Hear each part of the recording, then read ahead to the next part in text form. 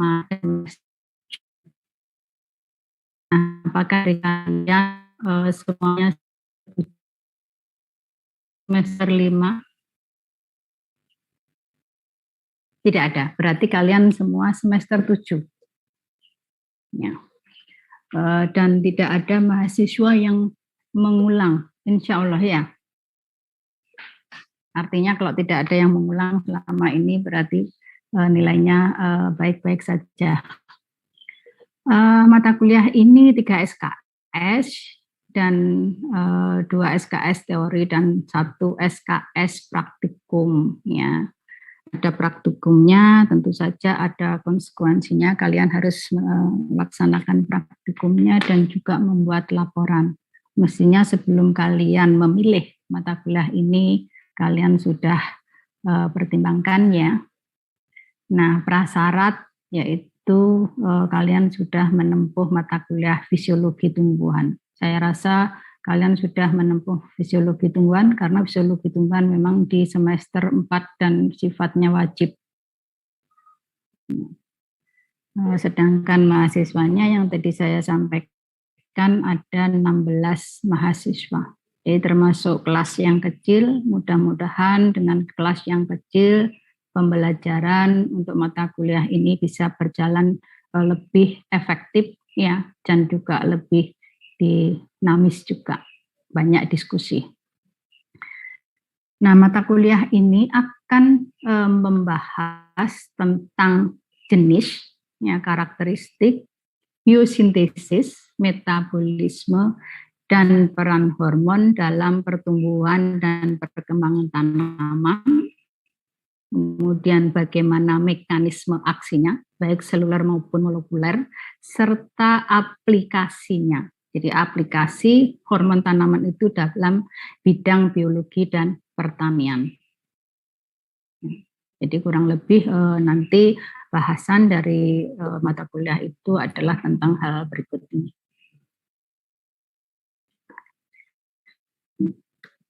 Nah, kemudian tujuannya apa? Tujuan dari mata kuliah ini adalah memberikan pengetahuan tentang fungsi dan hormon tumbuhan. Ya, hormon tumbuhan itu sama dengan fitohormon. Ya. Sehingga mahasiswa mampu mengenali berbagai jenis hormon dan peranannya dalam pertumbuhan perkembangan tanaman serta aplikasinya tadi kurang tambahan dalam bidang biologi dan tidak kasih dalam yang terkait dengan budidaya pertanian, tetapi juga untuk pengembangan riset dan pengetahuan. Ya, jadi aplikasinya dalam bidang biologi dan pertanian. Itu kurang lebih. Dosen pengampunya ada lumayan banyak, ibu-ibu semua. Kalian pasti ketemu lagi. Lah kalian kan milihnya mesti mudah-mudahan yang mengambil mata kuliah ini adalah yang memang bidang minatnya botani. Ya. Sehingga ya kalian akan ketemu Bapak Ibu yang memang bidang ilmunya adalah botani, ada fisiologi, kultur, kemudian juga mungkin ada ya taksonomi. Ya. Jadi dosen pengampunya saya sendiri sebagai koordinator. Kemudian ada Ibu Retno Mastuti, ada Ibu Nunung Harijati, dan ada Ibu Aminatun Munawarti. Semuanya cantik-cantik, ya. Semuanya juga sabar-sabar, betul? Kok ketawa? Siapa ini yang ketawa? Hesti. Bener kan? Nggak salah kan saya?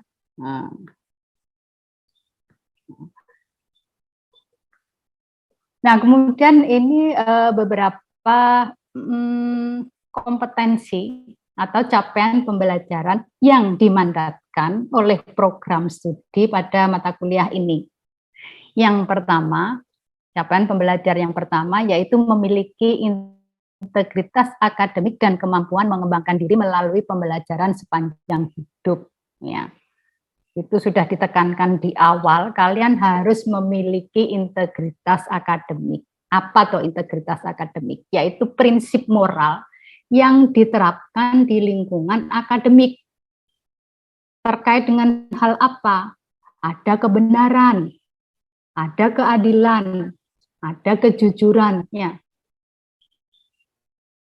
di situ yang ditekankan.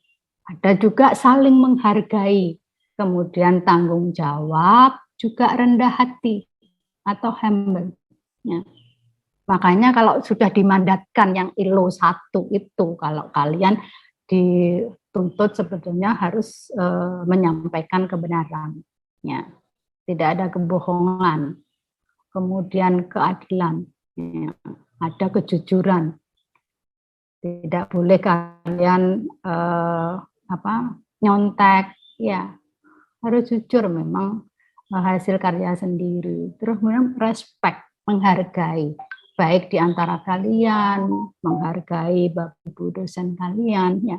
Kemudian tanggung jawab, ketika diberikan tugas ya kalian harus tanggung jawab mengerjakan, ya. Kemudian rendah hati, nggak boleh sombong, ya. Nah, kemudian ada di situ dan kemampuan mengembangkan diri melalui pembelajaran sepanjang hidup. Maksudnya apa pembelajaran sepanjang hidup? Itu sebetulnya adalah bentuk pendidikan yang dikelola diri sendiri. Artinya kalian tidak boleh membatasi diri pada pembelajaran informal. Ya. Jadi harus ada kesadaran sendiri untuk mencapai harapan pribadi. Nah, ini biasanya sifatnya sukarela, nggak ada paksaan. Kalau kuliah kan kalian agak harus belajar, ya, harus mengerjakan tugas, harus mengikuti ujian, praktikum dan lain sebagainya. Tapi ini adalah lebih bersifat sukarela. Nah, biasanya tidak memerlukan biaya. Kemudian bukan dalam forum yang formal, ya, jadi bisa informal. Kemudian kalian bisa otodidak, ya. Nah, biasanya bisa, contohnya apa? Misalnya kalian bisa mengembangkan keterampilan. Keterampilan apa? Jahit, ya. Keterampilan yang lain apa? Menulis, misalnya menulis cerpen. Ya. Kemudian juga bisa belajar menggunakan teknologi baru. Nah, tadi kalau misalnya mengembangkan keterampilan bisa menari, bisa menjahit, ya, bisa mendesain. Kalau misalnya yang satunya belajar mengembangkan menggunakan teknologi. Itu adalah beberapa contoh. Atau memperoleh pengetahuan baru yang lain melalui kursus. Ya. Kursus kepribadian, kursus kepemimpinan, kursus manajemen, dan lain sebagainya. Atau mungkin juga belajar otodidak, belajar bahasa lewat internet, lewat YouTube, bahkan belajar olahraga pun bisa. Itu adalah merupakan contoh pembelajaran seumur hidup. Ya. Jadi kalian dituntut harus mengembangkan diri melalui pembelajaran sepanjang hidup. Jadi ketika kalian dapat mata kuliah ini pun kalian nggak terpaku pada saat mengambil mata kuliah ini, kalian bisa belajar sendiri. Ya, yang belum diajarkan, misalkan dalam mata kuliah ini bisa kalian dapatkan di internet, ya, belajar otodidak, menambah pengetahuan lagi, ya, tentang hal-hal yang terkait dengan mata kuliah ini. Maksudnya itu. Yang kedua adalah memahami metodologi dalam ilmu biologi dan penerapannya dalam perspektif biokonservasi. Ya. Yang nanti ini akan terkait juga dengan mata kuliah. Bagaimana kalian bisa memahami metodologi, ya, bagaimana metodologinya yang terkait dengan penggunaan fitohormon tadi dikatakan sebagai aplikasinya dalam bidang biologi, aplikasinya dalam bidang pertanian, bagaimana metodologinya. Ya. Kemudian yang ketiga mampu bekerja bekerja di lab dan lapang. Nah, ini bisa 50-50 ya. Kalau untuk ELO 4 ini yang terkait dengan mata kuliah fitohormon, sebagian kalian bisa kerjakan di lab, sebagian bisa kalian kerjakan di lapang. Tinggal nanti pendekatannya apakah kalian menggunakan hormon tanaman atau mengkaji hormon tanaman itu dalam pendekatan in vitro atau in vivo, ya. Kalau in vitro ya kalian bisa kerjakan di laboratorium, kalau in vivo kalian bisa kerjakan di lapang. Artinya kalau misalnya aplikasinya biologi mungkin ada 50-50, kalau misalnya ke lapang, aplikasinya dalam bidang pertanian ya mungkin kebanyakan di lapang. Kemudian terampil memecahkan masalah sesuai metode ilmiah dengan menerapkan pengetahuan biologi. Ini secara umum aja nanti dijabarkan dalam capaian pembelajaran mata kuliah. Kemudian ILO 7 memiliki kapasitas bekerja dalam tim dengan menghargai keberagaman. Maksudnya bagaimana? Ini sebetulnya yang penting kan, bekerja dalam tim. Kalian harus mampu bekerja dalam tim. Ya, menghargai keberagaman memang kita itu secara umum bangsa kita itu kan atau manusia pada prinsipnya itu kan mempunyai karakter kepribadian yang berbeda, latar belakang budaya yang berbeda, cara bergaul yang berbeda, pola pikir juga yang berbeda. Ya. Nah, jika kalian menghargai keberagaman tersebut atau penghormatan terhadap keberagaman itu kalian tingkatkan, maka kalian akan mampu ya mengembangkan jiwa kerjasama atau kolaboratif. Jadi intinya itu adalah itu tadi, kalian menghargai keberagaman maka akan bisa bekerja sama dalam tim. Nah, caranya bagaimana menghargai keberagaman? Ya, kalian harus menghargai atau perbedaan, ya. Kalian menumbuhkan sikap toleransi dan juga kalian tenggang rasa. Ya, itu adalah kuncinya untuk kalian bisa menghargai keberagaman.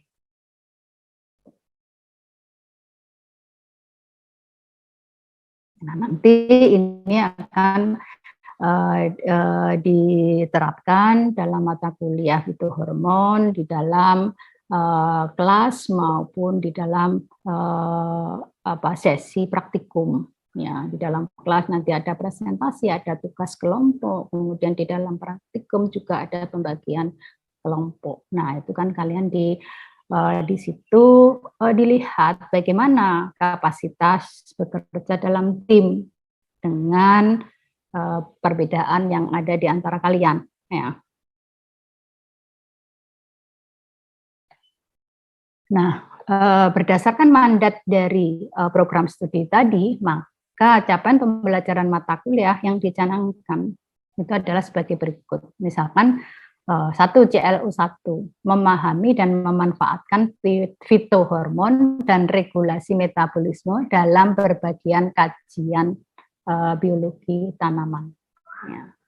Jadi kalian mau mengkaji misalkan tentang kan peran utama itu sebetulnya kan hormon itu mengatur pertumbuhan perkembangan tanaman. Kalau kalian mengkaji misalkan dalam sisi pembentukan organ atau organogenesis, tunas atau akar, kalian harus paham dan juga mampu memanfaatkan fitohormon yang mana, hormon yang mana, jangan salah. Kalian ingin mengetahui organogenesis tunas, tapi yang kalian kaji misalkan atau yang kalian berikan justru hormon yang membentuk pembentukan akar misalnya. Dan itu nanti nggak akan tercapai kajian yang kalian lakukan. Kemudian yang CLU2 adalah terampil menggunakan metode yang tepat dalam kegiatan praktek untuk mempelajari fitohormon, ya, mekanisme seluler dan molekulernya dalam mengatur pertumbuhan dan perkembangan tanaman. Ya. Kalau karena kalian sudah diberikan juga teori, kemudian juga prakteknya, mestinya kalian bisa menggunakan metode yang sudah disampaikan di dalam perkuliahan, juga sudah dipraktekkan di dalam praktikum, ya, untuk mempelajari fitohormon secara umum maupun mekanisme seluler dan molekulernya dalam mengatur pertumbuhan dan perkembangan tanaman. Ya.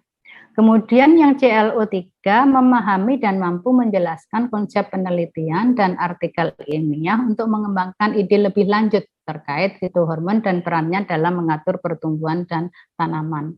Ya. Jadi kalian harus bisa menjelaskan konsep penelitiannya, memecahkan masalah juga. Ya. Ketika kalian sudah mempunyai dasar pengetahuan atau mungkin akumulasi pengetahuan tentang hormon tanaman. Kemudian yang CLO4 memahami pentingnya integritas akademik. Ya, itu tadi yang sudah banyak saya sampaikan, apa sih integritas akademik. Mudah-mudahan ketika kalian sudah tahu betapa pentingnya integritas akademik, ya, sehingga hal-hal yang justru menodai integritas itu tidak kalian lakukan. Gitu ya. Yang selalu sering saya sampaikan bahwa integritas itu menurut saya dengan kesesuaian dengan hati kalian. Jika kalian lakukan itu di hati itu ada ganjalan, jangan lakukan.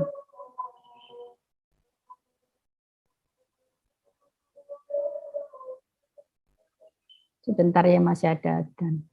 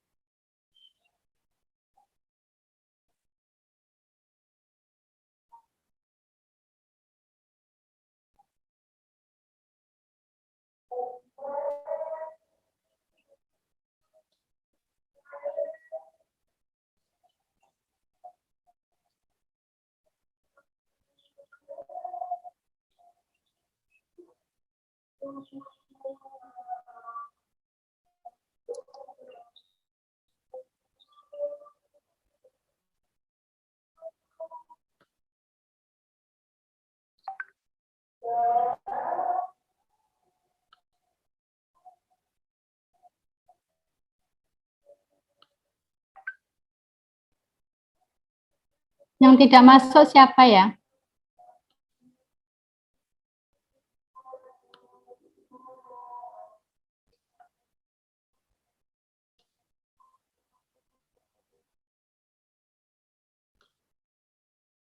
Safada.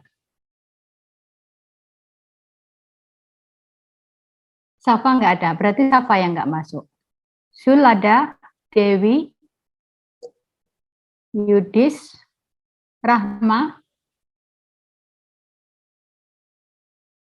Mana Rahma? Rahma ada? Hadir, Bu. Ada, Bu. Nafika? Hadir, Ibu. Afif? Ada ya? Raihan? Hadir, Bu. Terus Nisa? Nabila? Hadir, Ibu. Nadila?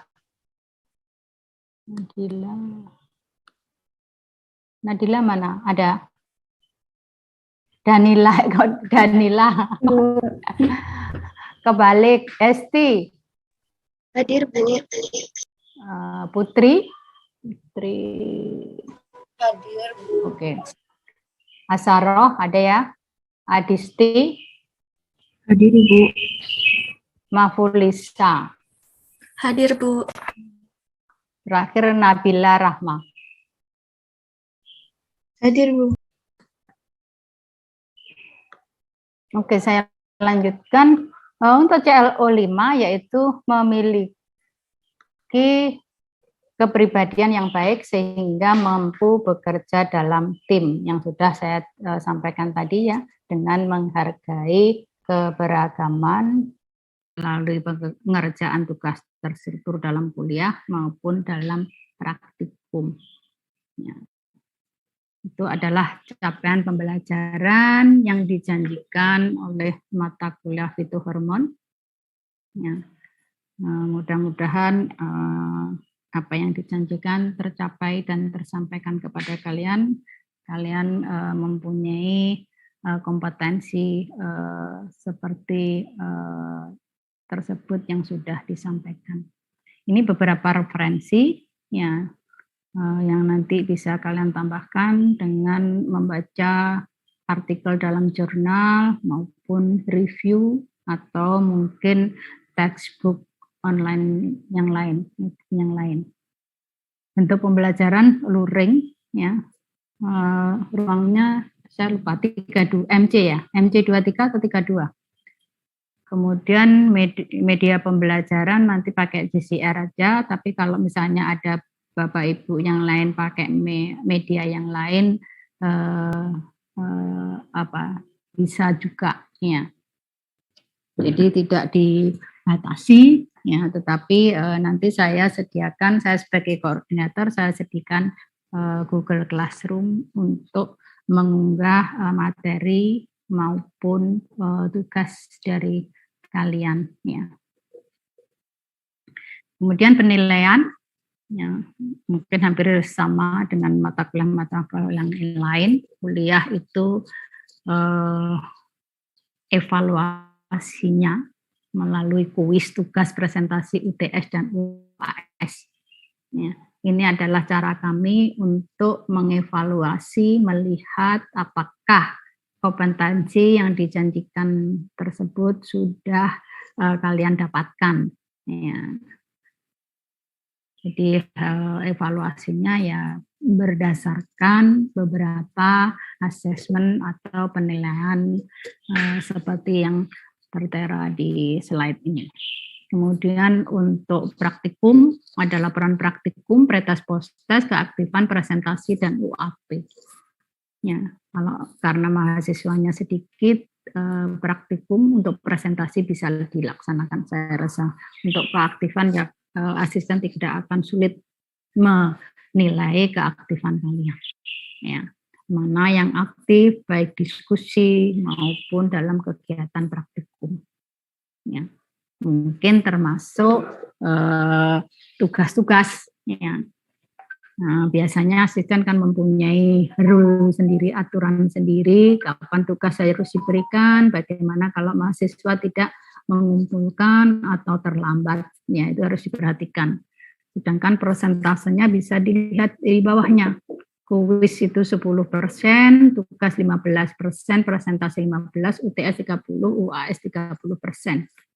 Sedangkan untuk nilai praktikum, ya ada pretes postes, 15%.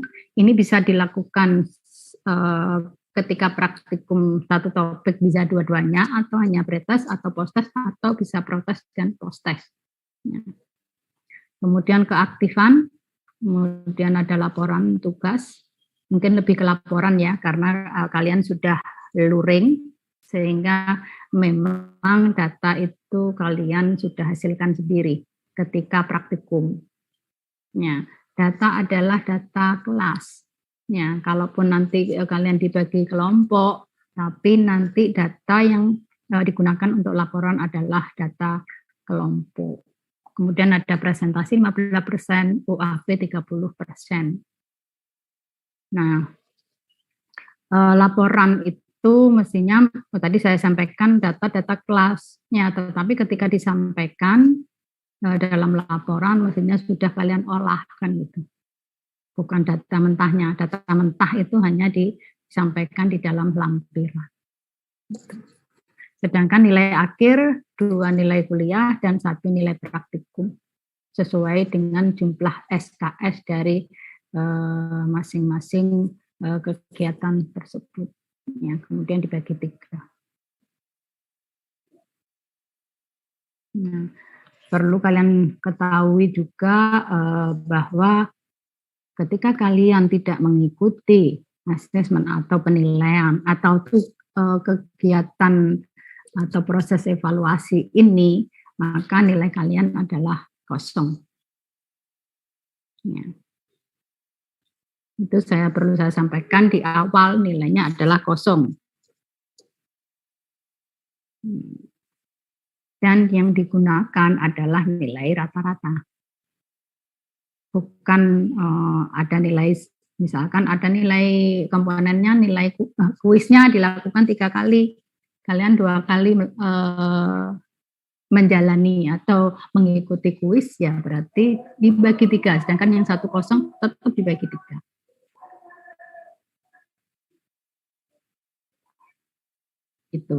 Itu adalah menerapkan itu tadi ada prinsip moral tadi ya, itu keadilan ya, biar adil, yang satu mengikuti, jangan sampai yang tidak mengikuti kemudian digunakan 2 nilai atau 1 nilai.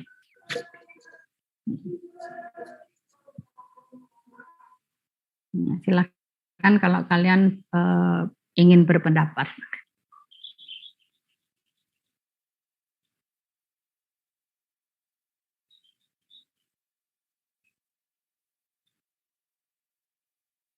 Ya. Ini sudah pernah dulu saya coba berbagai cara yang tidak, misalkan yang tidak mengikuti saya berikan nilai terendah dikurangi 10 poin, misalkan seperti itu. Tapi ternyata itu juga menurut saya keadilan itu juga kurang juga. Soalnya kalau misalkan kalian ternyata yang terendah itu 80, ya dia dapat 70 masih. Tapi kalau misalkan yang terendah itu terlalu rendah dikurangi, itu juga tidak membantu apa-apa. Ya, yang paling mudah ya memang sesuai kenyataan, nggak mengikuti ya 0. Meskipun kadang-kadang membuat penilaian itu menjadi sulit.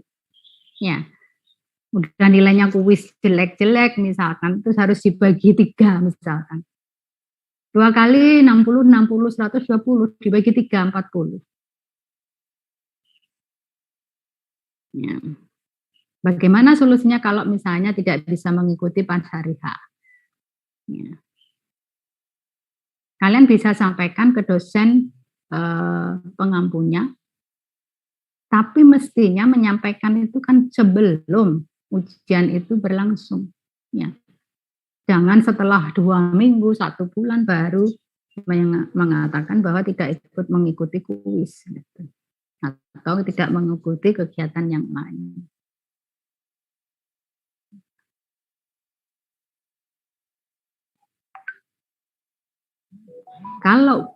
Tetapi saya juga tidak menjamin ketika kalian menyampaikan apakah kalian mendapatkan dispensasi atau apakah dosen, Bapak Ibu dosen memberikan kebijakan untuk kalian bisa mengikuti. Tapi setidaknya kalian bisa sampaikan ya, barangkali ada kesempatan untuk kalian mengikuti evaluasi, susulan evaluasi itu.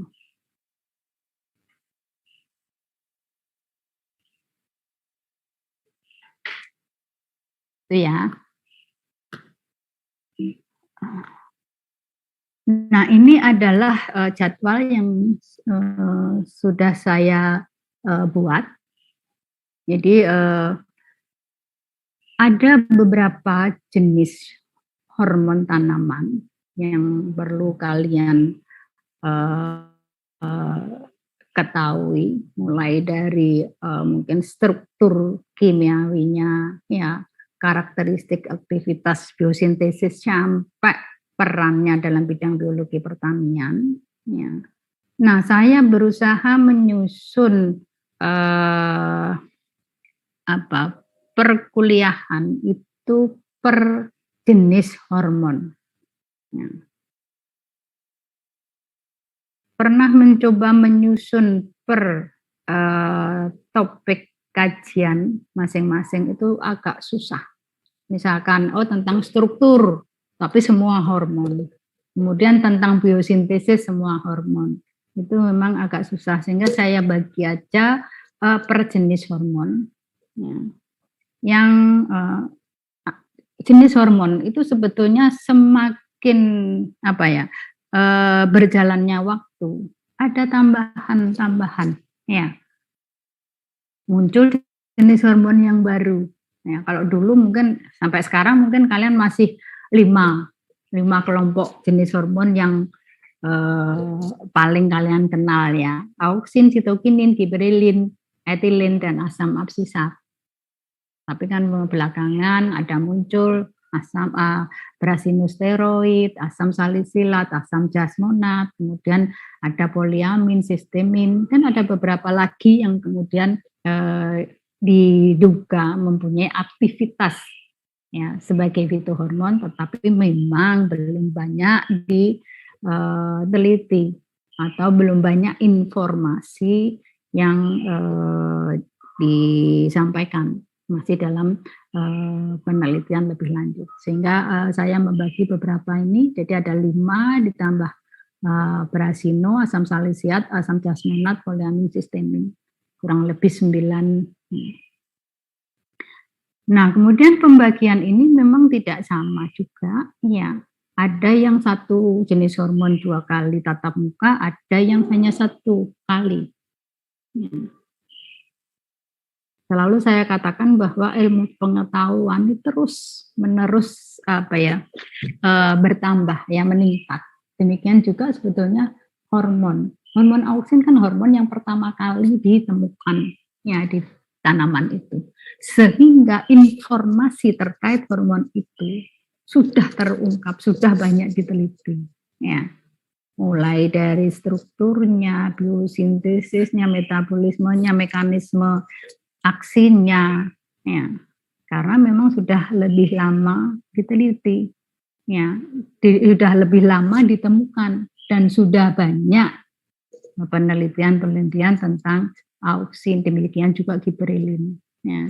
Sedangkan hormon-hormon yang belakangan ini baru ditemukan, seperti asam salisilat, jasmonat, poliamin, itu masih banyak yang menjadi misteri. Ya. Nah, ini sebetulnya tugas kalian untuk mengkaji. Ya. Mungkin biosintesisnya belum secara secara menyeluruh diketahui, atau bagaimana mekanisme aksinya. seperti itu. Sehingga untuk beberapa hormon yang baru belakangan itu ditemukan diberikan porsi yang hanya 1 kali tatap muka, gitu ya. Jangan kok yang satunya misalkan 2 kali terus kemudian lengkap ya, mulai biosintesis, mekanisme aksi, perannya, sedangkan yang hormon belakang ya memang baru belakangan ditemukan. Banyak informasi yang belum didapatkan.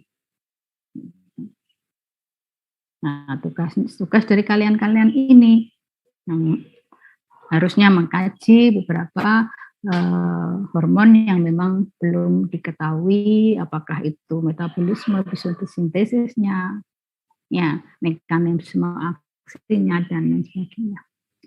Nah, oke, Kak, hari ini kita akan sudah yang dibahas pada hari ini adalah kontrak perkuliahan termasuk rencana pembelajaran ini ya. Kemudian tentang pengertian secara umum dari hormon tanaman, kemudian ruang lingkup ya dari hormon tanaman. Kemudian nanti kalau misalnya masih ada waktu, kita tambahkan dengan konsep auksin dan pengukuran auksin. Ya, karena auksin ini mestinya 2 kali ya, tapi nanti kalau misalkan nggak sampai auksin ya nggak apa-apa. Kita padatkan untuk yang tatap muka kedua. Nah, tetapi topik atau tatap muka kedua itu sudah ada presentasi. Mudah-mudahan kalian yang mendapatkan jatah, mahasiswa yang mendapatkan jatah presentasi, kalian harus siap ya. Karena kalau mau saya turunkan ke topik gibberellin, ke tatap muka 3 sudah topiknya gibberellin. Kemudian topik ketiga dan keempat itu tentang gibberellin, ya nanti ada kuis dan presentasi. Nanti coba saya cek, mungkin kuisnya terakhir aja, presentasi di tanggal 8, ya. Terus tanggal 15 kuis.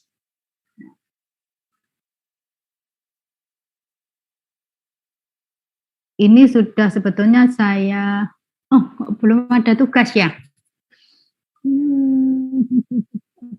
Terus tugas kalian di mana? Padahal harus ada tugas 1 ya. Saya masukkan ke topiknya Bu Retno Mastuti.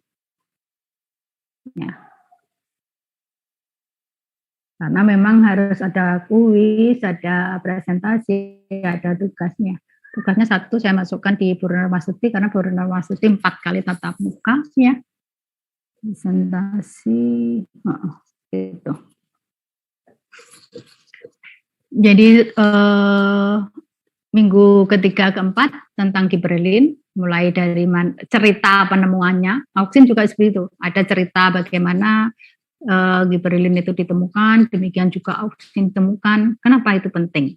Ya, bagi saya itu penting, penemuan perlu diceritakan. Ya. Karena penemuan hormon yang peranannya luar biasa, itu ketika ditemukan itu berdasarkan fenomena yang sebetulnya sederhana. Fenomena yang ada di lapang ya. Tetapi ada keingintahuan yang besar dari orang untuk meneliti ya. Nah, itu yang saya berharap ketika diceritakan tentang penemuan hormon itu memberikan setidaknya inspirasi kalian. Oh, ternyata ada hal-hal yang sederhana yang kita lihat di alam ya. Itu kalau dikaji ternyata bisa menghasilkan suatu penemuan yang besar ya. Meskipun penelitian yang dilakukan itu memerlukan waktu yang panjang dan tidak semua riset yang dilakukan itu langsung menghasilkan langsung ketemu, oh itu gibberellin, tidak. Jadi memang bertahap. Penelitiannya pun itu juga sederhana, simple. Makanya nanti bagaimana auksin itu ditemukan, bagaimana gibberellin itu ditemukan akan saya sampaikan. Jadi betapa penelitian yang dilakukan itu mulai dari sebetulnya sederhana, ya. Pengungkapannya juga bertahap. Tidak langsung kemudian ditemukan gibberellin, auksin, tidak. Ya. Kurun waktunya juga panjang, 20 tahun, 30 tahun, tidak masalah, tetapi tetap itu dilakukan.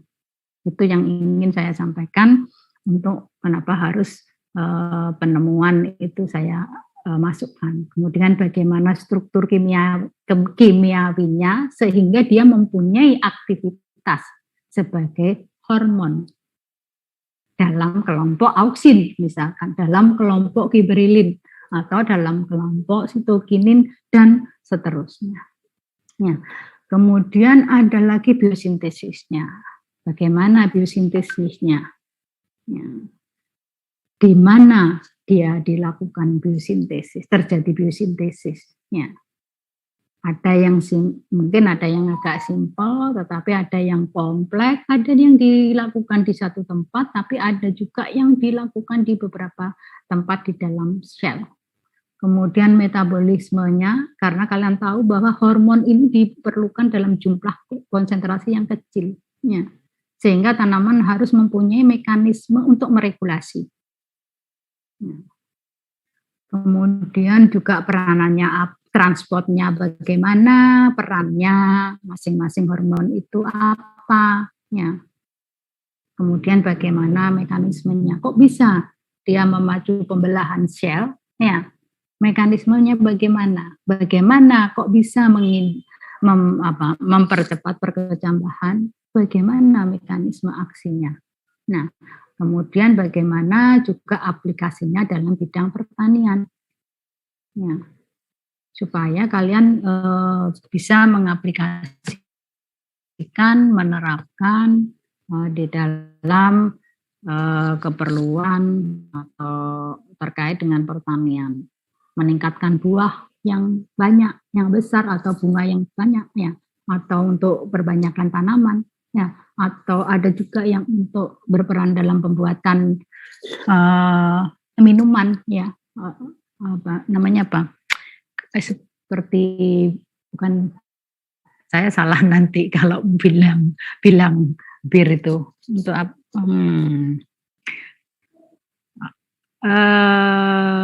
untuk sorghum, ya, sorghum itu pembuatan minuman pokoknya, ya. Itu bagaimana perannya? Ada beberapa hormon yang punya peran itu. Nanti akan disampaikan. Demikian juga untuk sitokinin, untuk etilen, ya. Untuk pemasangan. Nah, ada memang hormon yang digolongkan sebagai hormon pertumbuhan karena dia memacu pertumbuhan. Ada yang digolongkan sebagai penghambat pertumbuhan. Tapi kedua-duanya penting. Ya, tidak ada yang lebih penting dan tidak ada sebetulnya yang tidak penting. Ya. Kedua-duanya penting. Hanya saja karena pengaruhnya itu adalah dalam proses degradasi atau penghambatan, maka dikatakan sebagai penghambatan. Ya. Karena sebetulnya kan butuh proses, bukan hanya biosintesis. Ya. Kalau pertumbuhan gitu digambarkan sebagai terjadi banyak proses biosintesis. Sedangkan untuk penghambatan, karena terjadi banyak proses degradasinya atau proses katabolismenya, tapi dua-duanya penting. Nah, ini adalah saya kelompokkan presentasi pertama, yaitu auksin, sulfa, dan zul. Ini saya urutkan aja dari atas. Karena yang mengambil mata kuliah fitohormon sebetulnya hampir sama dengan yang mengambil mata kuliah kultur. Ya, kalau kultur kemarin saya ambil dari atas sama bawah, itu akhirnya mahasiswanya sama pasangannya. Sehingga ini saya ambil aja dari urut dari atas, yaitu untuk auksin, sulfa, dan zul, Karnain, kemudian untuk yang gibberellin Dewi Krisnawati dan Yudhistira Ibrahim.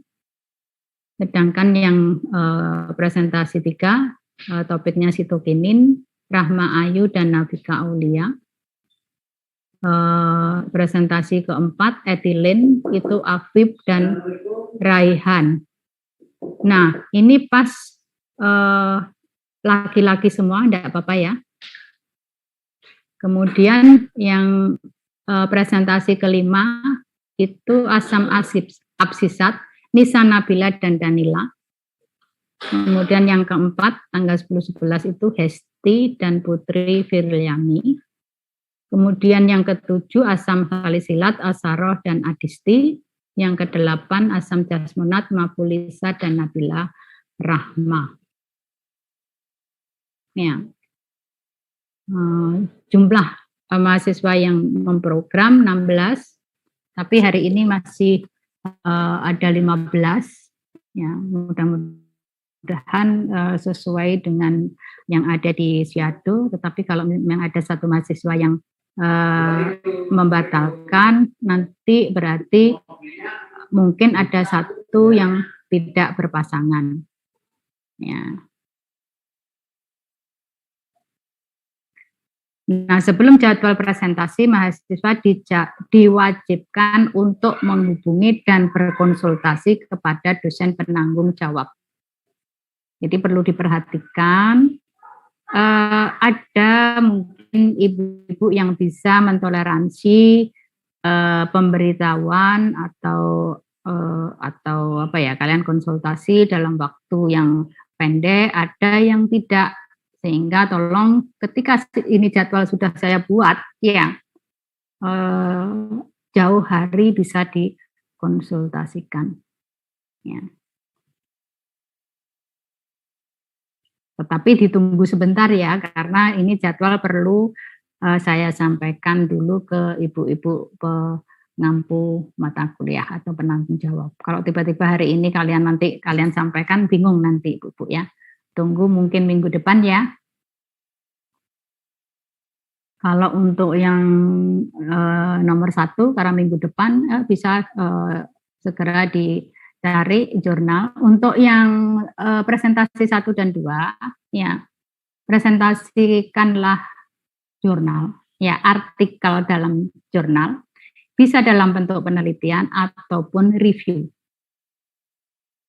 Ya, jadi perhatikan untuk Safa, Jul, Dewi, sama Yudis. Ya.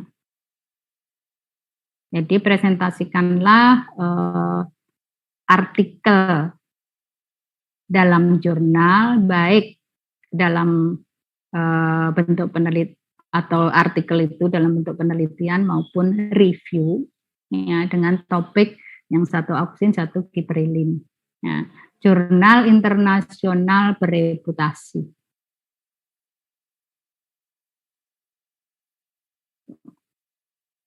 Ini saya sampaikan sekarang untuk yang 1-2 karena waktunya mepetnya. Kemudian tolong jangan copy paste teks yang ada di jurnal itu.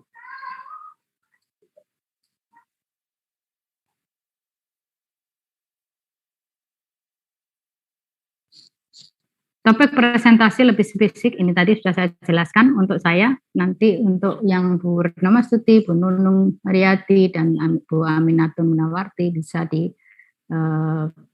mahasiswa bisa menghubungi dan bisa berkonsultasi. Ada pertanyaan?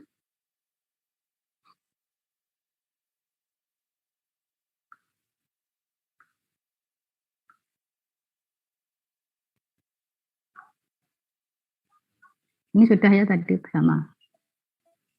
Ya. Itulah rencana pembelajaran semester untuk mata kuliah fitohormon. Silakan kalau ada yang perlu disampaikan.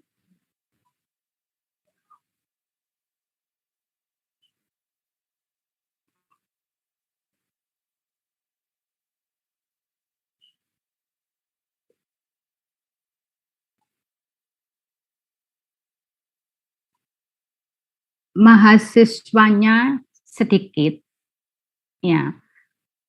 Kemudian saya, tapi ini hanya untuk hari ini saja ya, daring.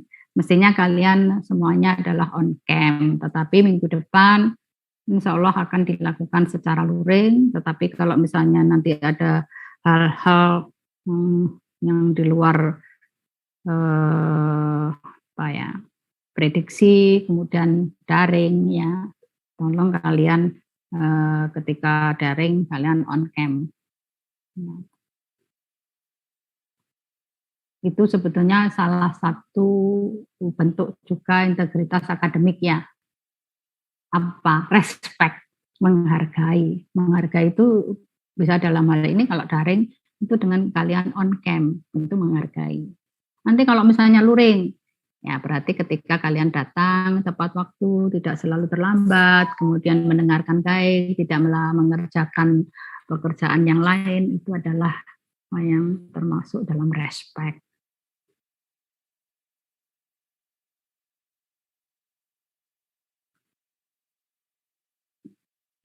Tidak ada pertanyaan rencana pembelajaran tentang rencana pembelajaran?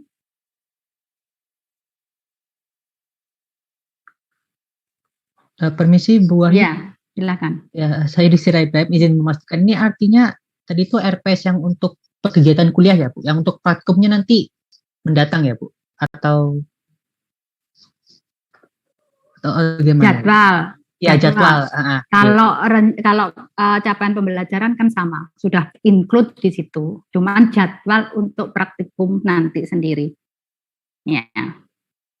Jadi kan untuk praktikum penilaian sama, penilaian juga, kemudian capaian pembelajaran sudah termasuk di situ, tetapi jadwal untuk praktikum belum. Nah, jadwal praktikum, gini, praktikum itu dilaksanakan setelah mahasiswa mendapatkan teori. Ya, nanti kalau belum mendapatkan teori, belum mendapatkan pengetahuan tentang yang akan dipraktikumkan, nanti seperti kosong. Ya.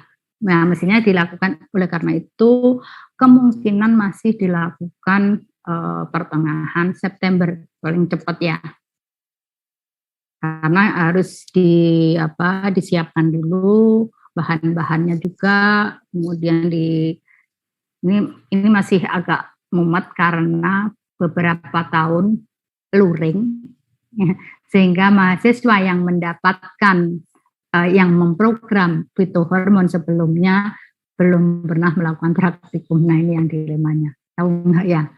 Ya termasuk mata kuliah yang lain. Jadi untuk mencari asisten itu juga bingung gitu. Nah, asistennya sendiri praktek aja juga belum, meskipun mendapatkan tutorial video. Ya, makanya nanti bisa dikombinasikan antara yang sudah praktek maupun yang kemarin dapat tutorial video, gitu ya. Ya, baik Bu. Terima kasih Bu. Ya, nanti saya diinformasikan siapa ketua kelasnya. Kalian pilih sendiri. Nanti saya di WA. Nama ketua kelas, nomor WA, nomor email ya. Gitu.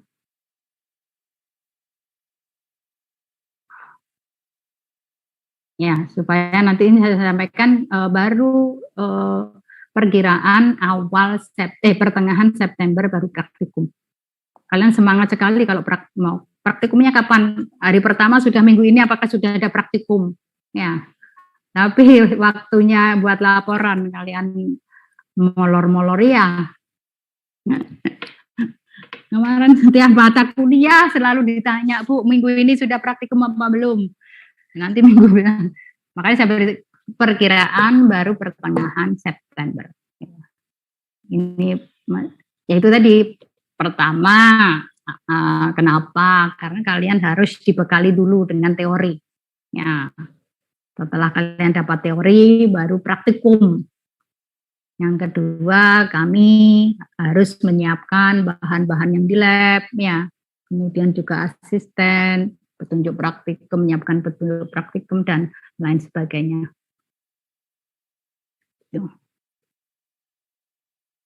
Ya, berarti sudah ya tentang rencana pembelajaran.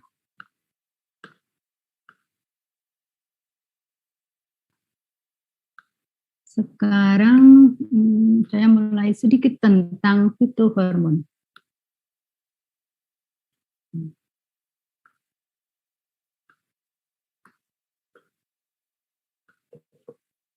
Nah, fitohormon atau hormon tumbuhan. Ya, fito itu kan tumbuhan, hormon ya hormon. Jadi itu hormon sama dengan hormon tumbuhan.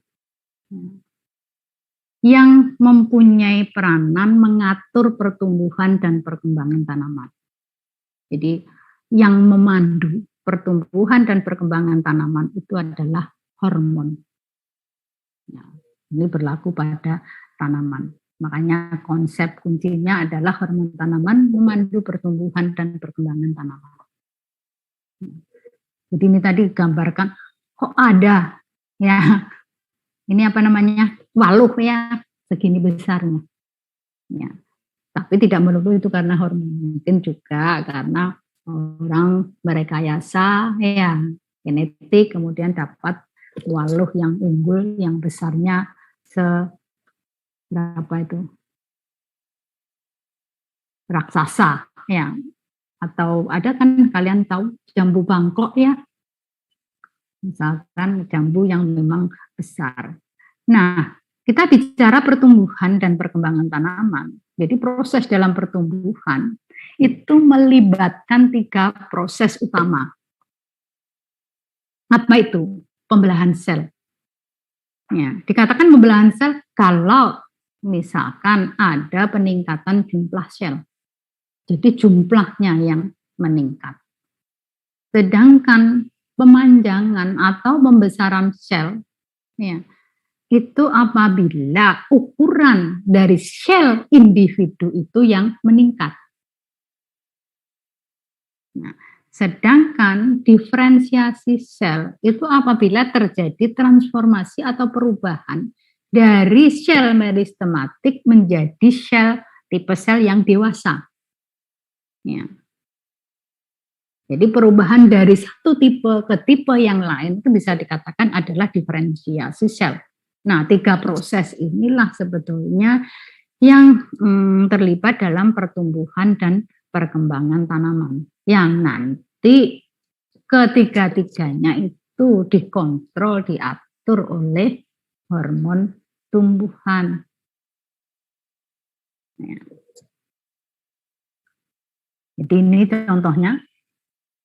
Misalkan ada sel yang belum terdiferensiasi, kemudian dia akan berdiferensiasi menjadi daun, kemudian menjadi sel-sel yang berperan dalam proses transportasi, bisa xilem, bisa floem, ya, kemudian bisa juga sel akar, ya. Jadi yang tidak terdiferensiasi, yang biasanya di bagian ujung pucuk tunas, dan kemudian di ujung akar itu adalah sel-sel yang cuma aktif membelah, artinya sel-sel meristematik yang kemudian akan berdiferensiasi menjadi sel-sel khusus atau jaringan tertentu. Nah, di dalam pertumbuhan hewan, termasuk kita manusia, pertumbuhan itu bisa seluruh organisme. Ya. Jadi beberapa daerah jaringan tetap, tapi memang kecepatannya berbeda. Jadi kalau kalian lihat, ini bayi yang baru lahir. Ya.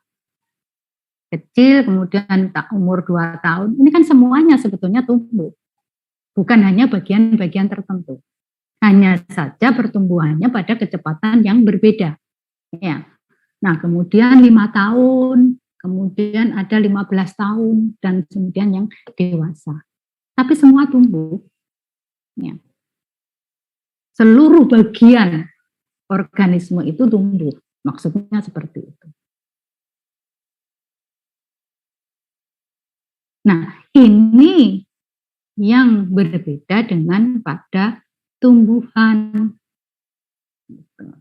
Tumbuhan biasanya daerah-daerah spesifik dari pertumbuhan yaitu adalah di daerah meristem. Ya. Bisa meristem apikal, pucuk, ya. Dalam hal ini berperan dalam pertumbuhan panjang tanaman. Ini daerah meristem, dia akan tumbuh, membelah, kemudian berdiferensiasi yang menyebabkan pertumbuhan dalam panjang. Ya. Nah, pada meristem apikal pucuk ini ada pertumbuhan primer, ada pertumbuhan ada pertumbuhan primer, sedangkan apikal meristem akar itu juga pertumbuhan panjang, pertumbuhan primer. Nah, sedangkan pada meristem lateral itu adalah pertumbuhan sekunder. Jadi pertumbuhan bukan memanjang tapi membesar di sini. Jadi batangnya yang menjadi besar. Ya. Jadi bukan seluruhnya, tapi biasanya berfokus pada ini, ya, pada meristem apikal pucuk dan pada meristem apikal akar yang dikatakan sebagai pertumbuhan primer, dan ada meristem lateral, nih meristem lateral, ya, yang dikatakan sebagai pertumbuhan sekunder. Jadi tidak seluruhnya, tapi ada bagian-bagian yang spesifik bersifat meristematik. Itu untuk pertumbuhan pada tanaman.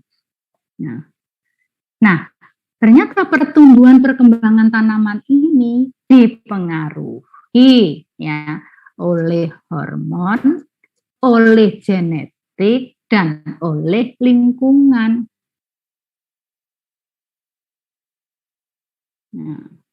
Nah, hormon sendiri dipengaruhi oleh genetik dan oleh lingkungan.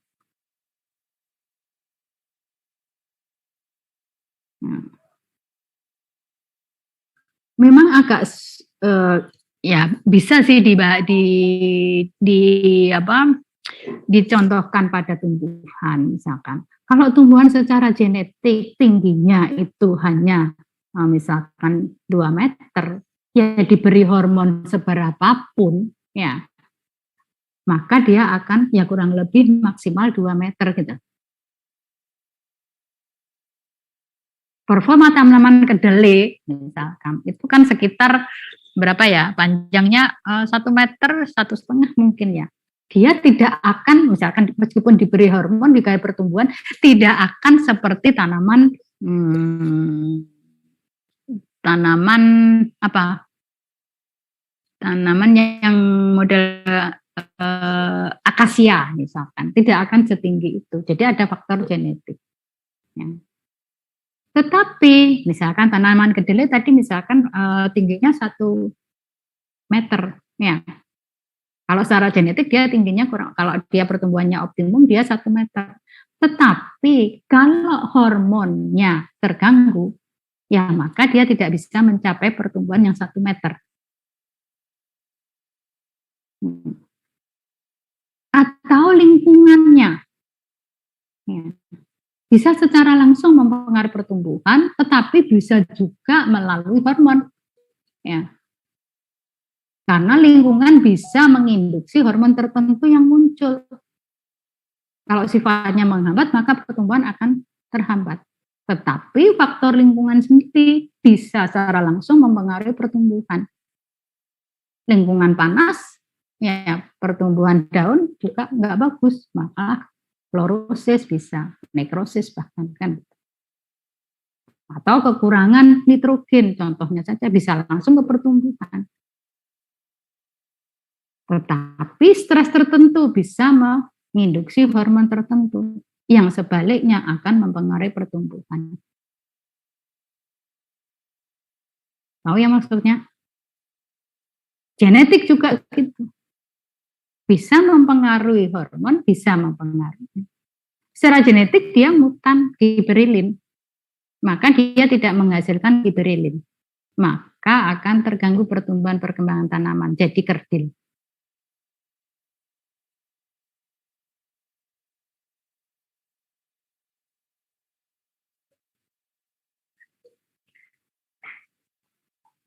Nah, kemudian apakah hormon? Ya, sebetulnya definisi untuk hormon itu lebih tepat itu kalau diterapkan pada hormon pada hormon hewan, karena memang ditemukan pertama itu pada hormon hewan. Jadi hormon yang secara alami, ya, disintesis, hormon maksudnya senyawa organik yang disintesis oleh tanaman secara alami yang mempengaruhi proses fisiologi tetapi dalam konsentrasi rendah.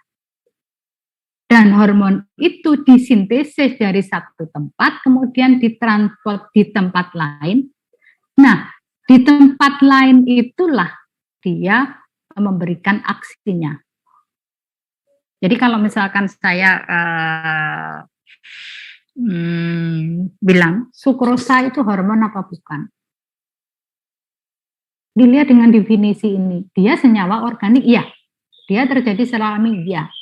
Dia mempengaruhi proses fisiologi, iya, karena mempengaruhi pertumbuhan.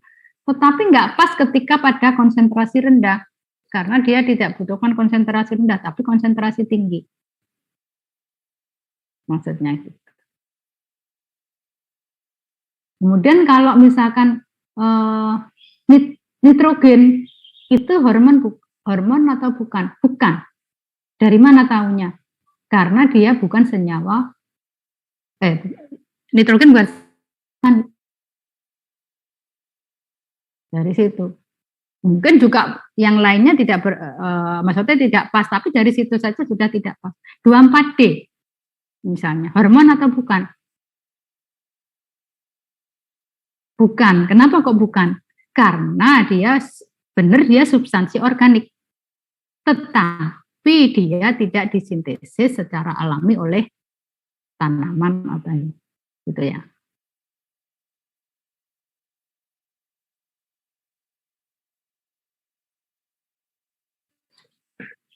Nanti kalau waktunya sudah selesai saya diberitahu ya. Sampai jam berapa?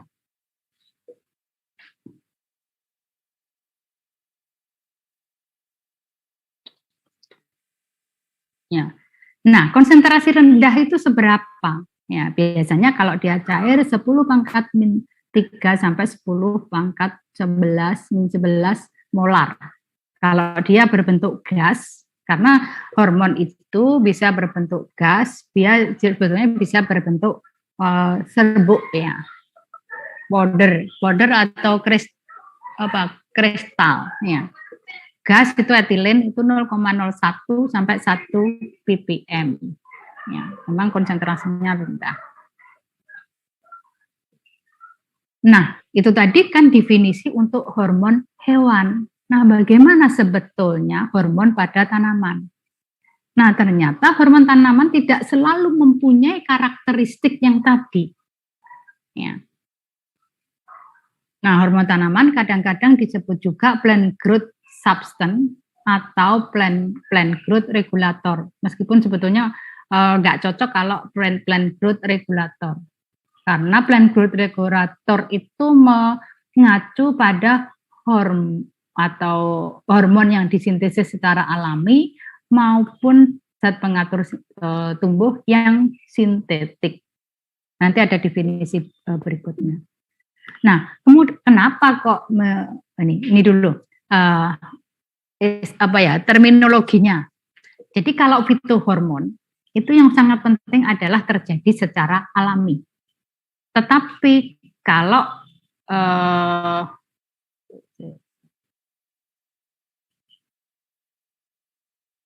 atau plant growth substance juga substansi yang konsentrasi rendah memberikan pengaruh proses fisiologi sama. Tetapi kalau plant growth regulator itu mengacu pada substansi yang sintetik. Tapi kalau kalian bisa menggunakan gini. Kalau kalian bicara menggunakan istilah hormon, berarti itu khusus zat pengatur tumbuh yang disintesis secara alami. Ya. Tetapi kalau kalian menggunakan istilah plant growth regulator, itu adalah substansi sintetik yang mempunyai peran atau fungsi sebagai zat pengatur tumbuh. Tetapi kalau kalian menggunakan istilah plant growth substance, berarti meliputi dua-duanya. Bisa yang secara sintetik dan bisa secara alami. Ya, sehingga seringkali digunakan aja zat pengatur tumbuh. Itu meliputi alami dan sintetik. Tetapi kalau kalian menggunakan istilah hormon, tetapi yang dimasukkan di situ adalah yang sintetik, itu sebetulnya nggak tepat. Itu maksudnya ya. Misalkan auksin itu kan ada yang alami, ada yang sintetik.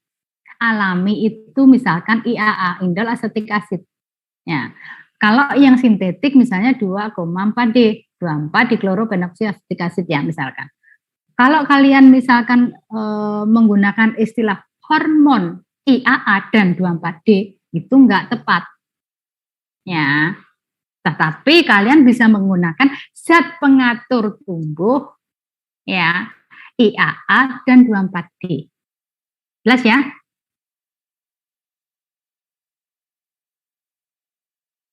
Sintetik itu artinya buatan manusia gitu. Tapi tanaman tidak menghasilkan. Kenapa kok harus sintetik? Karena hormon itu tadi kan diperlukan oleh tanaman dalam jumlah yang kecil. Ya, padahal peranannya sangat besar, baik dalam bidang biologi maupun pertanian. Kalau mengandalkan hormon yang disintesis oleh tanaman, kan tidak bisa mendapatkan banyak. Oleh karena itu, manusia kita mencoba memproduksi, menciptakan hormon atau zat pengatur tubuh yang mempunyai aktivitas suatu senyawa. Jadi membuat suatu senyawa yang mempunyai aktivitas seperti hormon auksin. Ya. Nah, tidak semuanya sampai sekarang tidak semuanya bisa dibuat gitu. Auksin manusia sudah bisa membuat, tapi gibberellin belum. Ya. Asam absisat nampaknya juga belum. Nah, tugas kalian, bukan ya, orang kimia ya. Bagaimana bisa membuat? Ya karena tahu ciri-cirinya, tahu strukturnya, tahu ciri-cirinya. Ya. Struktur dasar yang harus dipunyai, ya. Senyawa yang mempunyai aktivitas auksin apa harus tahu. Itu dulu, ya. Terus kemudian apa yang mempengaruhi aktivitasnya? Mencobalah membuat. Ya, makanya ada 24D, ada NAA, ya. Nah, ini tugas saya sebetulnya untuk IBA. IBA itu di satu sisi ada beberapa referensi yang mengatakan dia alami, tetapi ada beberapa referensi yang mengatakan dia sintetik. Tetapi yang melimpah adalah IAA. Oleh karena itu di beberapa buku ketika mempelajari tentang biosintesis, metabolisme, ya, hormon auksin, maka di situ pasti dikatakan sebagai IAA, ya. Karena yang alami yang disintesis oleh tumbuhan adalah IAA. Jadi kalau kalian bilang IBA atau apa, ya nggak benar kan? Gitu.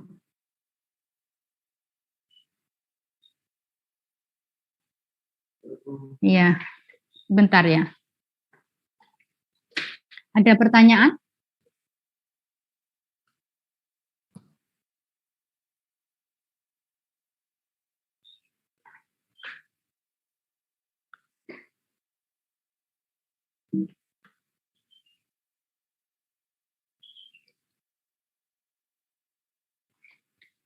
Nah, terus kemudian apa bedanya?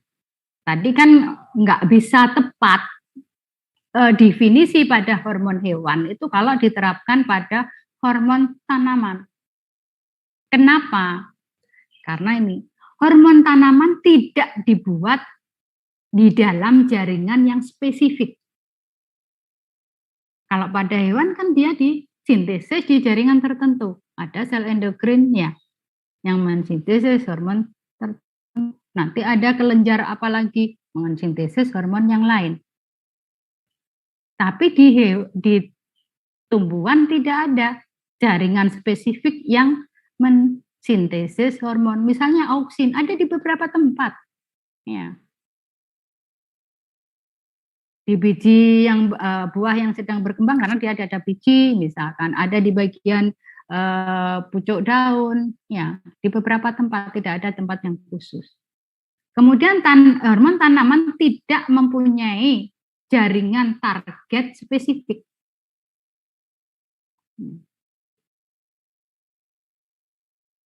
Misalkan kalau hewan itu kan ada hormon tertentu, misalkan testosteron, ya.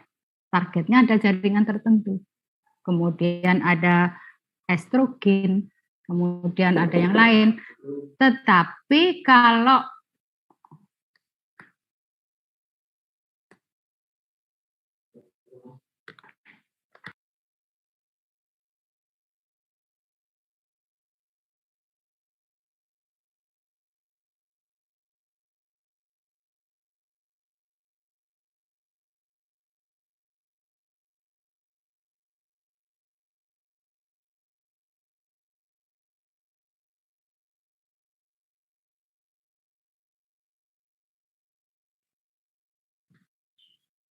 ya, jadi tidak ada jaringan target yang spesifik.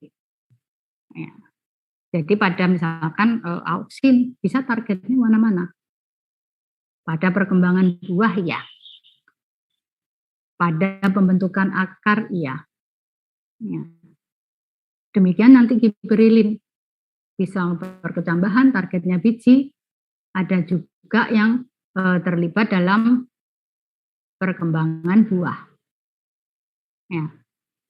Kemudian hormon tanaman biasanya tidak mempunyai pengaruh yang spesifik.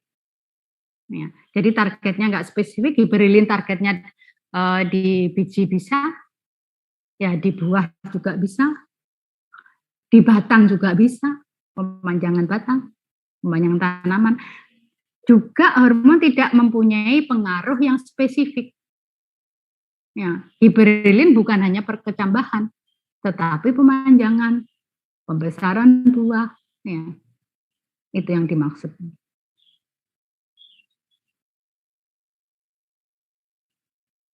Jadi tidak dibuat di jaringan spesifik, tidak mempunyai jaringan target yang spesifik, tidak mempunyai pengaruh yang spesifik. Ini bedanya dengan hormon pada hewan. Ya.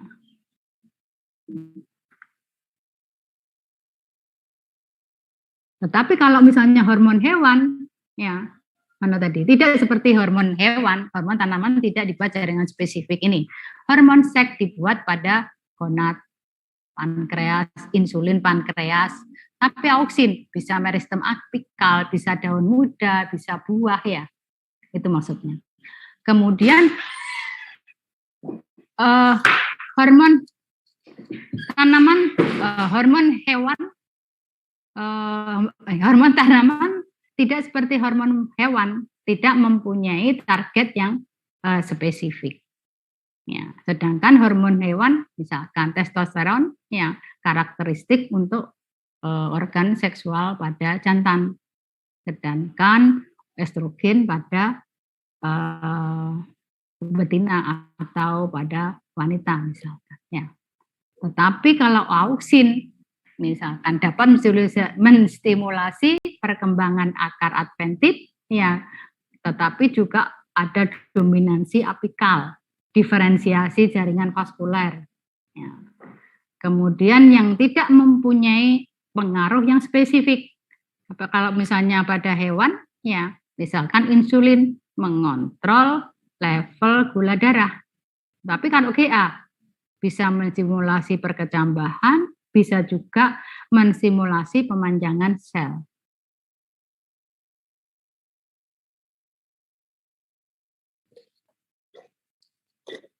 Paham ya?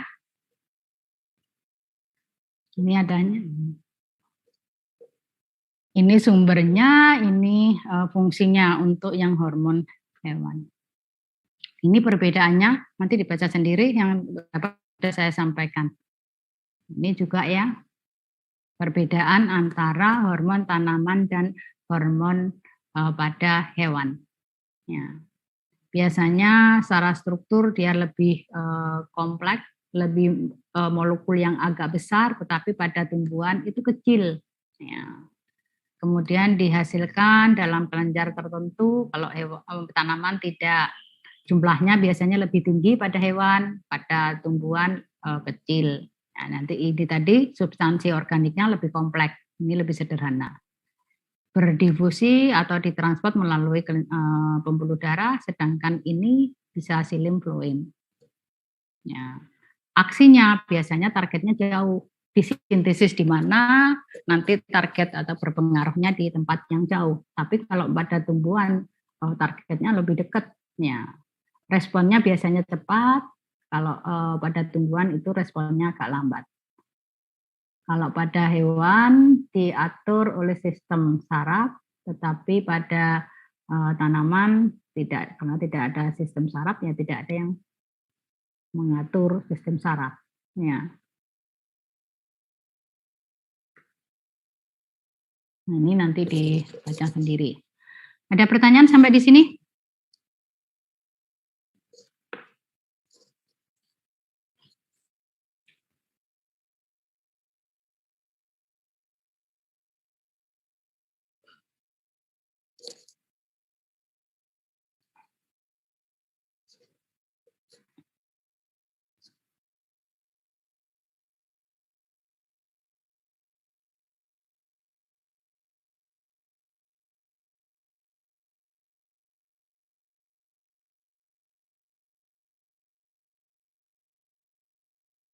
Loh, ayo silakan.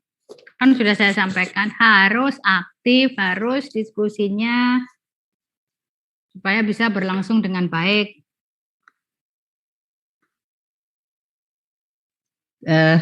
Permisi Bu Wahyu. Ya, silakan Yudi. Ya, perkenalkan saya Yusra Ibrahim, izin bertanya. Sebenarnya sih memastikan. Jadi kalau secara konsep ya Bu, dari penjelasan Ibu itu, artinya kalau kita ingin mengekstraksi atau ingin bahasa lupa bahasa ilmiahnya itu, ingin mengumpulkan atau mendapatkan suatu hormon itu secara teori kasar itu dari semua bagian tanaman tuh bisa Bu, artinya mau jenis apapun, jenis apapun hormonnya, tapi harus dulu pemicunya apa dan bagaimana itu untuk metodenya itu.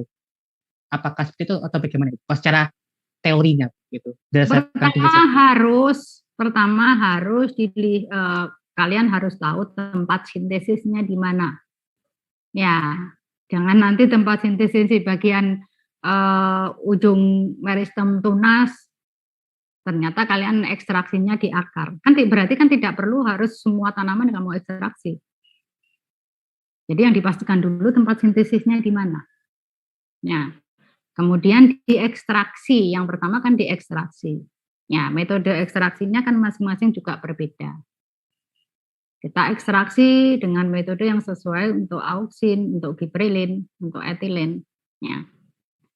Diekstraksi, diisolasi, langkahnya kemudian dipurifikasi. Itu kalau kita mau mendapatkan hormon murni dari tanaman. Makanya kalau misalkan, jumlahnya kan kecil, berapa tanaman yang harus bahan tanaman yang harus kita kumpulkan, yang harus kita ekstraksi, isolasi, purifikasi, dan mendapatkannya seberapa. Oleh karena itu, hormon itu yang tidak ada sintetiknya biasanya relatif mahal. Jadi kalau misalnya kalian beli gibberellin itu jauh lebih mahal, karena memang gibberellin itu kan semua alami. Orang belum mampu membuat sintetik. Kemudian kalau misalnya auksin, sitokinin, itu yang jauh berbeda itu sitokinin. Kalau kalian hormon sitokinin alami itu adalah zeatin. Ya. Kalian beli zeatin 100 mg itu bisa udah berapa jutaan. Gitu. Sedangkan kalau kalian beli BA, bensil adenin, atau kinetin, itu murah. Jauh relatif murah. Mungkin dengan harga yang sama bisa dapat volume yang jauh lebih besar. Karena itu adalah sintetik. Begitu.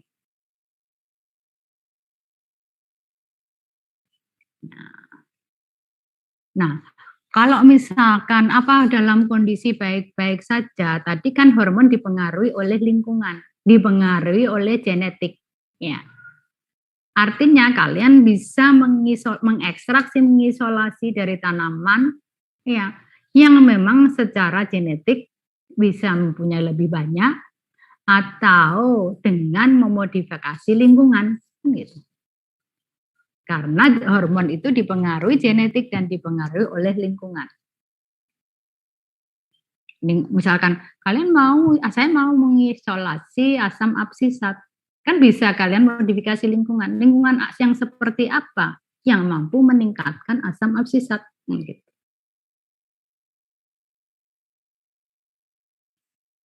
Yang dalam kondisi dorman pasti asam absisatnya jauh lebih tinggi.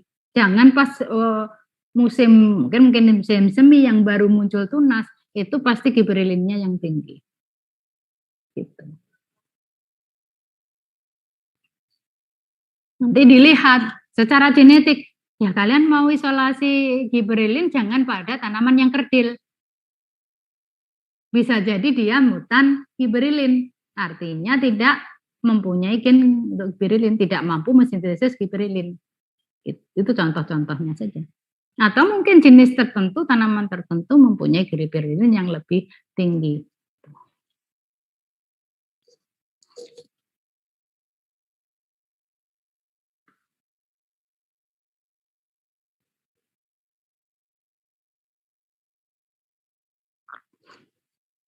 Ada lagi? Capek ya, Rek?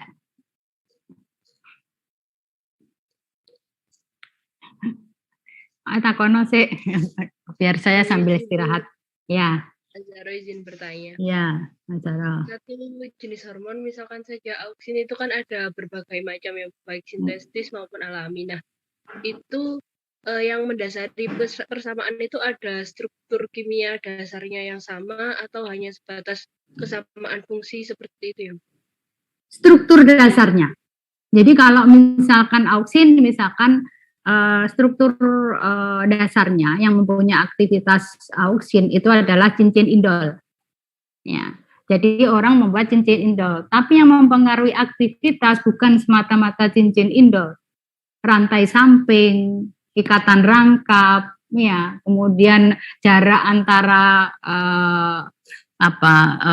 antara rantai samping dengan N-nya itu berapa. Itu yang mempengaruhi aktivitas. Kemudian juga rantai samping itu ada C-nya ganjil atau berapa gitu juga beberapa. Artinya ada beberapa hal yang bisa mempengaruhi aktivitas dia sebagai auksin. Ya. Demikian juga giberilin. Seandainya giberilin itu bisa disintesis, setidaknya dia harus mempunyai cincin giban. Karena itu yang diperlukan. Tetapi aktivitasnya tinggi atau tidak, itu banyak hal yang mempengaruhi. Sehingga giberilin berapa yang dia mempunyai aktivitas tinggi? Biasanya G1, G3, yang lainnya intermediate. Karena nanti tergantung pada hidroksilasi di C nomor berapa. Karboksilasi di nomor berapa. Begitu.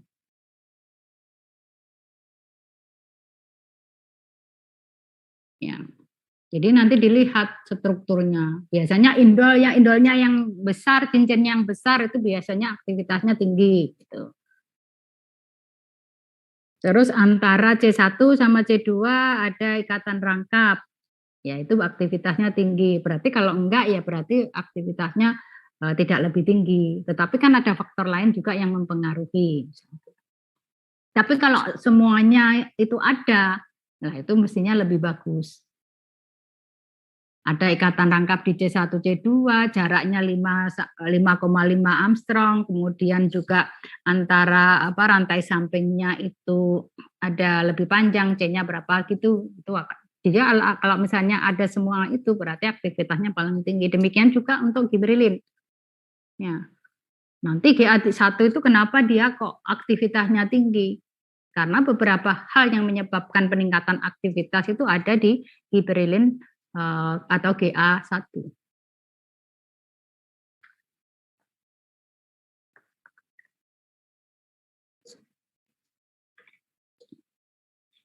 Jadi struktur itu bisa beda-beda. Tapi struktur utama yang menyebabkan senyawa itu mempunyai aktivitas sebagai hormon, auksin, giberilin, sokinin itu biasanya ada. Jadi syarat untuk mempunyai aktivitas itu adalah cincin. Yang tadi saya sebutkan ada cincin indol atau struktur giban. Atau kalau yang sitokinin itu adenin biasanya. Nanti akan dijelaskan masing-masing itu bagaimana struktur yang harus ada.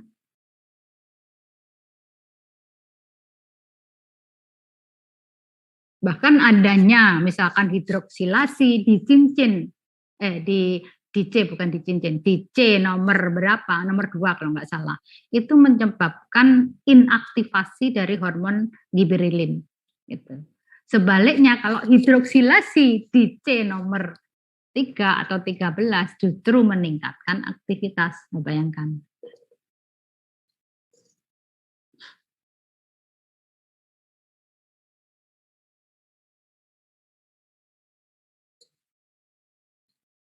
Silakan kalau ada yang lain. Terus untuk diskusi aja ya. Sampai jam 12 berapa? 55. 12.55, Bu. Oh, masih 6 menit. Ayo.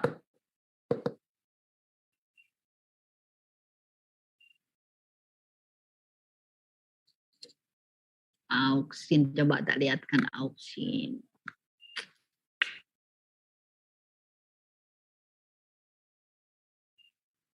Banyak sih.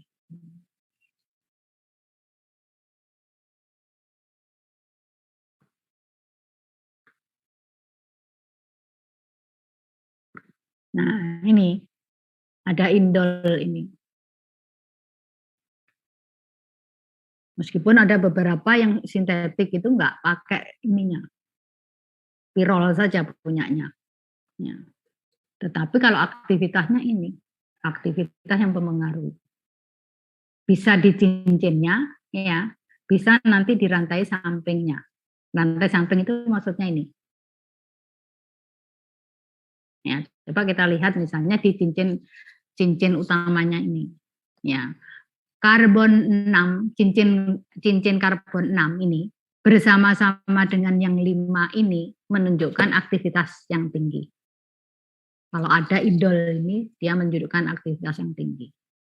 Kemudian cincin yang lebih besar ya, mempunyai aktivitas yang tinggi. Contohnya NAA. Di NAA. NAA ini. Dia mempunyai cincin yang besar. Ya, kemudian cincin yang jenuh tidak menunjukkan aktivitas. Tetapi kalau yang tak jenuh, rangkap ini, maka dia menunjukkan aktivitas tinggi. Ya. Setidaknya ada satu ikatan rangkap pada cincin ini, terutama yang 1, 2. Kemudian juga peningkatan jumlah cincin meningkatkan aktivitas. Cincin ganda, cincin rangkap ini loh, cincin rangkap itu. Nih. Katanya lebih banyak akan lebih meningkatkan aktivitas.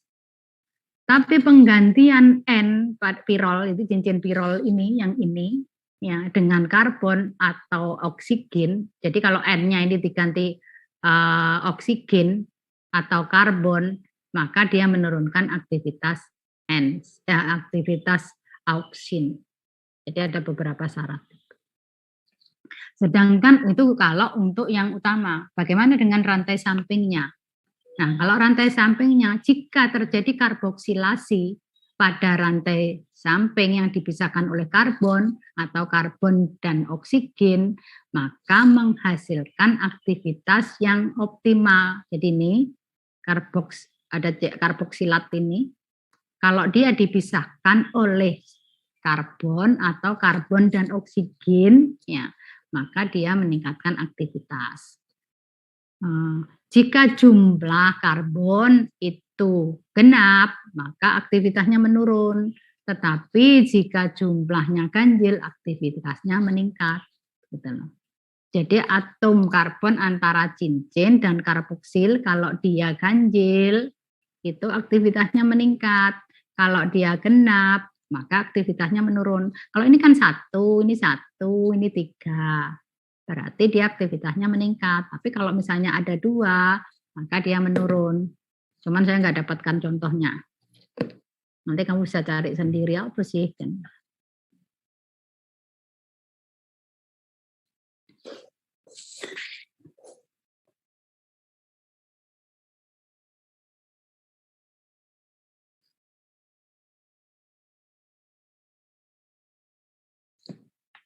Nah, jelas ya.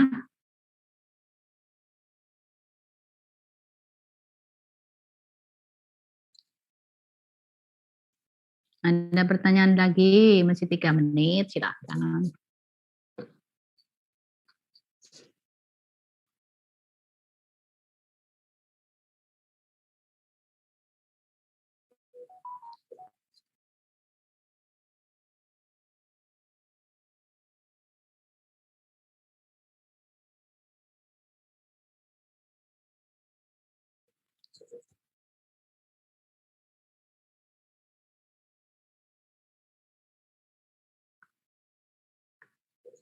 Udah, nggak ada?